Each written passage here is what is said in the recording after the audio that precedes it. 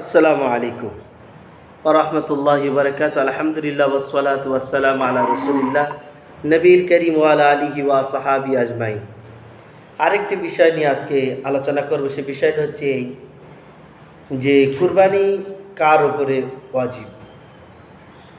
যার কাছে 612 গ্রামের উপর দাম আছে তার উপরে কুরবানি ওয়াজিব, চাই সে স্ত্রী হোক, ছেলে হোক, মেয়ে হোক, ছোট। জুম্মার খুতবাতে বা জুম্মার বায়ানে আলোচনা হয়েছিল যে বাড়ির গার্জেন, এটা বোঝাতে চেয়েছিলাম এই যে কুরবানি ওয়াজিব হয়েছে বাড়ির গার্জেনের ওপরে। নাম দিচ্ছি মহিলার নামে, বাড়ির মহিলার নামে, ছেলের নামে, মেয়ের নামে। এটা একটা মশলা ছিল, এটা ক্লিয়ার করা হয়েছিল। যার উপরে কুরবানি ওয়াজিব হয়েছে তার নামটা দিতেই হবে। তার মানে এই নয় যে আপনার বাড়ির গার্জেনের মধ্যে আপনার উপরে কুরবানি ওয়াজিব হয়েছে, আপনার নাম দিয়েছেন, ঠিক আছে। আপনার স্ত্রীর অ্যাকাউন্টে আপনি স্ত্রীকে 2 লক্ষ টাকা দিয়েছেন, স্ত্রীর ওপরে তো কুরবানি ওয়াজিব হয়েছে, স্ত্রীকেও কুরবানিতে ভাগ নিতে হবে, নাহলে ঈদের নামাজে সব পাবে না। আপনি ছেলের নামে, ছেলে বালেগ আছে, ছেলের নামেও আপনি ফিস করেছেন, ইয়াসবাহু আন নাফসি ওয়ান আওলাদ সিগারিহি। যদি বাচ্চা নাবালেগ হয় তাহলে আপনাকে দিতে হবে, বাচ্চার যদি সব নিতে চান। আর যদি মনে করেন যে না বাচ্চার দেবো না, তাহলে আপনার নামে দিতে হবে, আপনার উপরে কুরবানি ওয়াজিব হয়েছে। মানুষ এই জিনিসটা বুঝতে ভুল করেছে।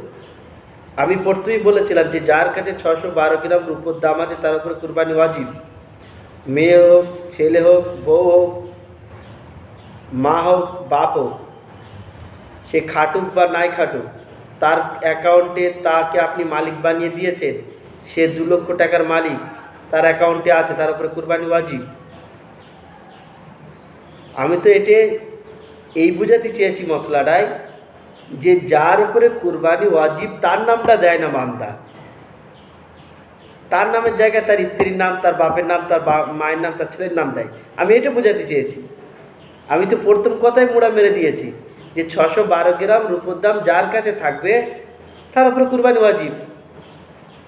বাড়ি গার্জেন আবদুল্লাহর কাছে 612 গ্রাম রূপোর দাম আছে, আবদুল্লার উপরে কুরবানি ওয়াজিব। আবদুল্লার মায়ের অ্যাকাউন্টে তার মা মালিক 1.5 লাখ টাকা, আবদুল্লাহ মায়ের উপরে কুরবানি ওয়াজিব। আবদুল্লাহর স্ত্রী আছে, আবদুল্লাহর স্ত্রীর অ্যাকাউন্টে 1.5 লাখ টাকা আছে, তার উপরেও কুরবানি ওয়াজিব। আমি শুধু এই কথাটা বোঝাতে চেয়েছি যে যার উপরে, যে বাড়ির গার্জেন যার উপরে কুরবানি ওয়াজিব হয়েছে, সে নিজের নামটা না দিয়ে অন্য কারোর নাম দিয়ে দিচ্ছে। বাড়ির গার্জেন সে একা, তার স্ত্রীর অ্যাকাউন্টে পয়সা নেই, মায়ের অ্যাকাউন্টে পয়সা নেই, বাপের অ্যাকাউন্টে পয়সা নেই, তাহলে মিটে গেল। শুধু যার উপরে কুরবানি ওয়াজিব হয়েছে সে দিলেই হবে।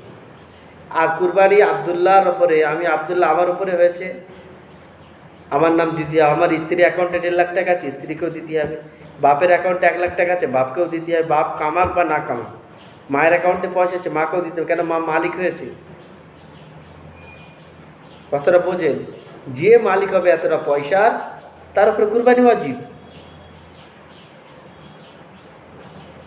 মানুষ এইটির দ্বারা ভুল বুঝেছে যে বাড়ির গার্জেন দিয়ে দিচ্ছে মানে আর কারোর দিতে হবে না, তা নয়। খিদে যার লাগবে তার খেতে হবে। ফরজ আপনার উপর নামাজ ফরজ, তা আপনি আদায় করলেই হয়ে যাবে, বাড়ি আর কারো আদায় করতে হবে না। স্ত্রীর উপরে নামাজ ফরজ, স্ত্রীরও আদায় করতে হবে। বাপের উপর নামাজ ফরজ, বাপেরও আদায় করতে হবে। মার উপরে নামাজ ফরজ, মারও আদায় করতে হবে। ছেলে বালেক, ছেলেরও নামাজ আদায় করতে হবে। ওই জন্যই মশলাটা বোঝেন।